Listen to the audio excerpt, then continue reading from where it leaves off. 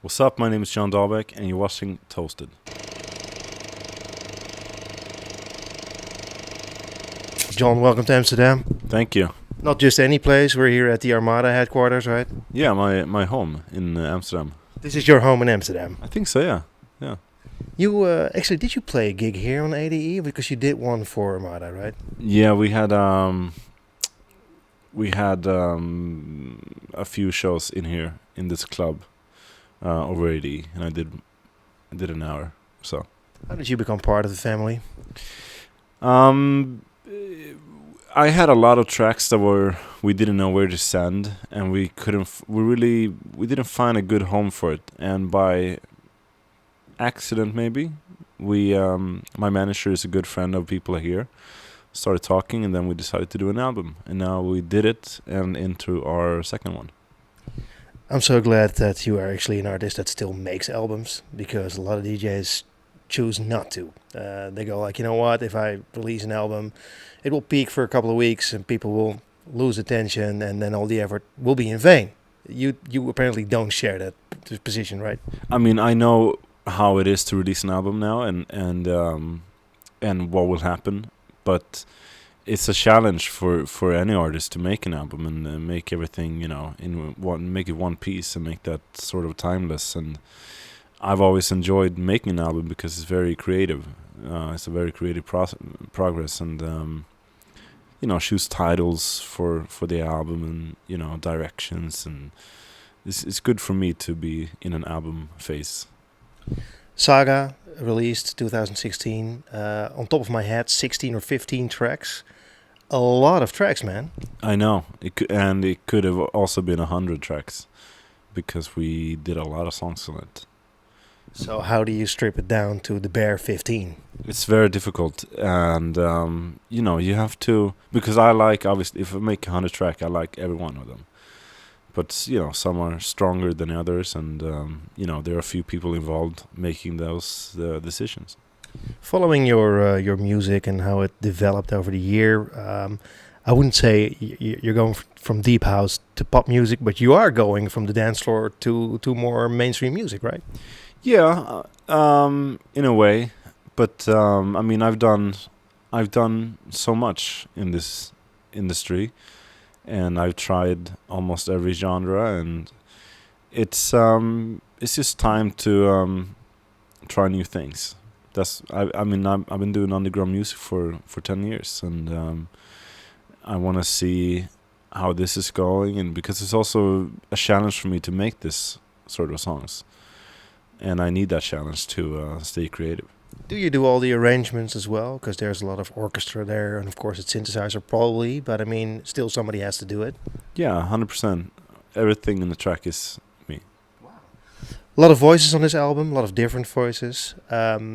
How do you choose to work with a voice, and how do the collaborations come together? It's different, some tracks I get sent to by Armada people, and I get to choose if I like them or not, or sometimes I approach people myself and get vocals in, and just choose people I like to work with, and choose the best vocals, really. One of the outstanding tracks, also the last track of the album, is the Dolly Parton cover, of course. Why cover her, and why choose a guy to sing it?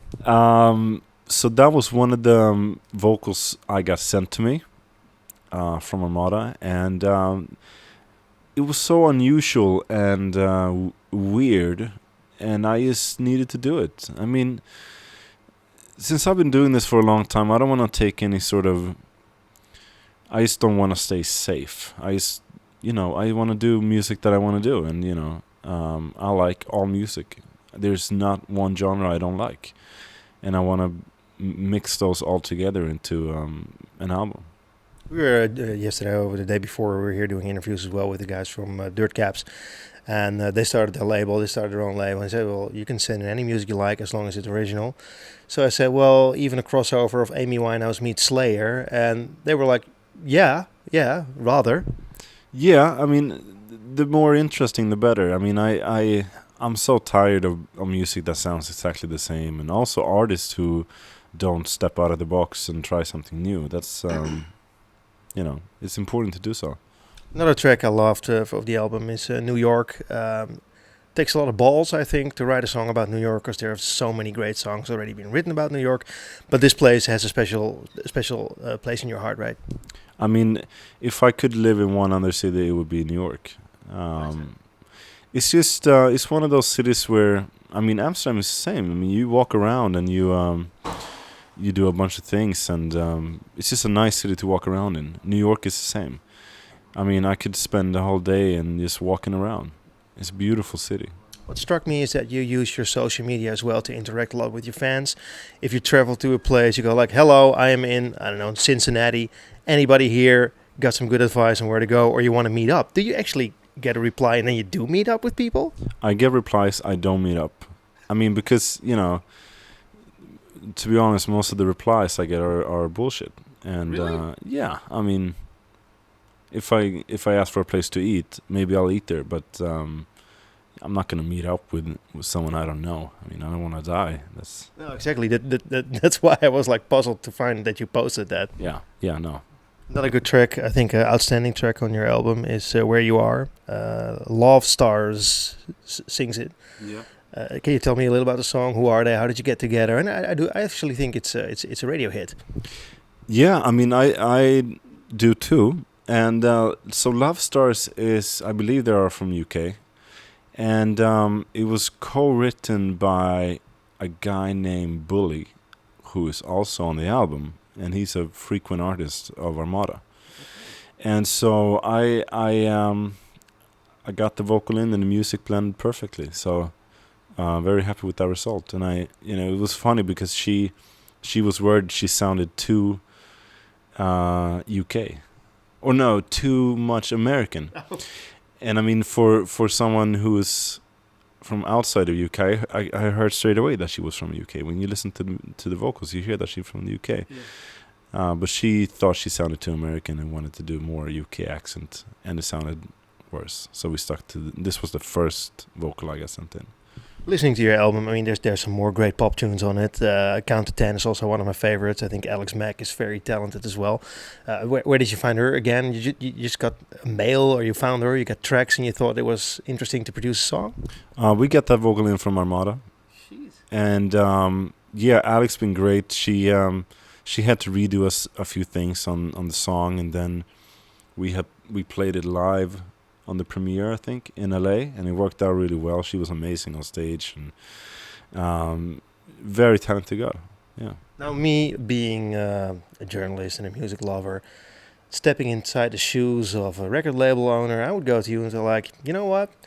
You have like at least 8 great pop songs on there. You know what? Skip the other 7, write 2 more pop songs, and we'll bring out a pop album. Yeah. I mean, the problem is that I still want something. I want a product that I'm 100% behind. And, you know, when it comes to an album, I want to have every part of the electronic dance music in it, or any sort of genre, really. You know, and I would never make an album that's just, you know, it's 10 pop hits, because it's not interesting for me. I would rather have than 10 completely different songs that doesn't make any sense in the end. But to me, it's important to be varied like that.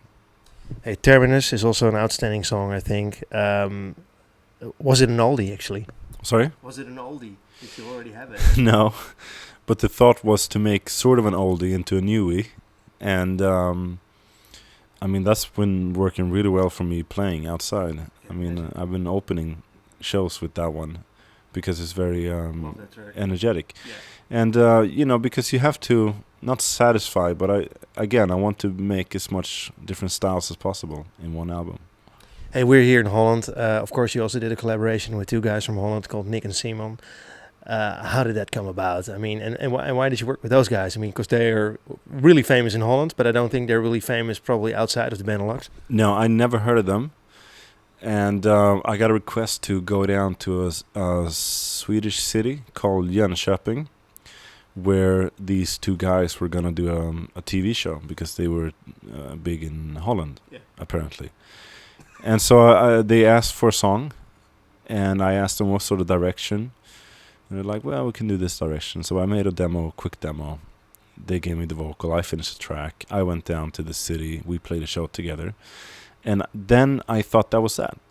Great, I was in the show. But then Armada went, maybe we should release this. It's like, oh, okay. I mean, I had no idea that we were going to do that. And because it's very far away from everything I've ever done. But it's also very interesting. And, when I Google Nick and Simon, they're huge. I mean, they're really big. Yeah, well, they play 3 days sort of a arena here in Rotterdam, in Holland. You will appear there as well, as I noticed. Yeah, I got the request to perform the track with them there. And I was like, well, okay, so this is just 3-4 club shows. They're huge arenas. It's gonna be a lot of people there. And it's very it's all on point. 2 more things. I tried to find some merchandise of you, and I found this page on Facebook that says 3 things: T-shirts, hoodies, and mugs. Couldn't find any mugs though, or any hoodies or any T-shirts. When will the new merch be up? I don't know. Would you want a mug? Well, yeah, actually I do. Sure, we can send you a mug. Good deal. So another thing, Brohug. Mm-hmm. You push it on your social media. I was looking into it. What's your connection with it, and who are they? It's just a new project, which is going back to sort of the roots of house music, where it was groovy and underground and cool. Basically, yeah. And you're involved. Yeah. You make music as well for Brohug. Yeah, I mean we're a team together behind it, and who else is in there? It's just a couple of guys. You cannot tell their names. No, I mean there's just a couple of guys making music, and it's really good. It is really good. When will Brohug actually play? I mean, will they go out and do some touring? They have their first show on Friday in Sweden. You're there as well. Yeah, maybe. I don't know. This is so mysterious. All right. Hey, what will the near future bring to you? A new album which is about to be finished, and that's that. Another new album. Yes. So Saga is in the past now, and the next one is called Home. And it's already done. It's all finished. You recorded it. You did it. Jeez. Yeah, most of it, yeah. 97% done. How many tracks are on it? 13 so far. Will there be vinyl? Ooh, I don't know. Ask the chief of Armada if... Are you into that, actually? Are you into vinyl at all? I mean, my back is still hurting after carrying vinyls, so I'm not... I hope it doesn't go back to that. That was a nightmare. And I can't even play it anymore, so... Good, so no vinyl. 13 tracks, and when will it be out? That next year before summer, I guess. It's yeah, but we release singles before this, and yeah. Good news. Hey, who does the artwork? I love it. I love the artwork that you have. It's a guy in the UK. Awesome. I don't know if I should say his name or. Why not? Yeah. Well, no. You don't like dropping names, right? No, it's not my style. Why is that? It's not my style. It's good advertisement, man. Yeah, well, it's just a guy from the UK making artworks for a living. A famous guy making great artworks for a living. Oh, he's super famous. Okay. Well, thank him when you talk to him. Hey, thanks so much for your time.